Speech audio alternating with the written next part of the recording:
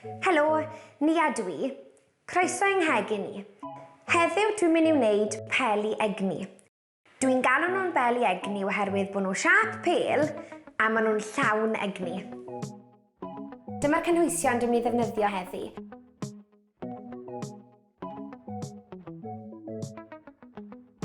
Dwi'n mynd i ddefnyddio ceirch, oats, hadau llin, flax seeds, hadau chia, chia seeds, menyn cnau, peanut butter, mel, honey, oren, orange, a cnau coco sych, desiccated coconut. Mae'r rhain yn syml iawn i'w wneud a dwi'n defnyddio pethau o'r cwpwrdd. Yn gyntaf, rhoi 1 cwpan o geirch yn y bowlen. Nesaf, dwi'n rhoi llwyaid o bob un o'r rhain yn y bowlen.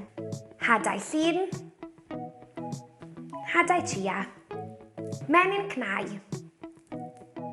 a mel. Nesaf, defnyddio sydd chwarter oren i wlychu'r gymysgedd. Mae modd defnyddio sydd oren o'r siop hefyd. Cymysgu'r cyfan. Mae'n dechrau dod yn fwy gludiog, sticky.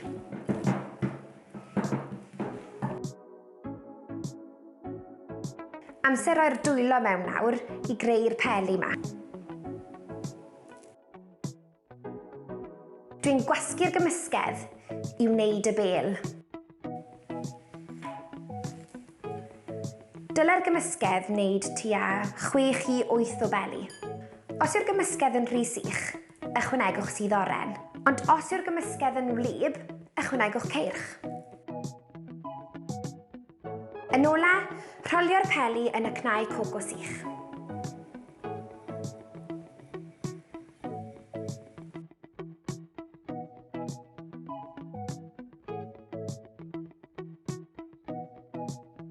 Rhoi'r peli yn yr oergell am tua awr i setio.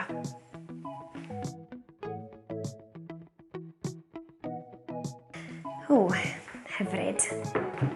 Peli Egni yn barod i'w bwyta. Gallwn ni fita rain trwy'r dydd. Un bach arall.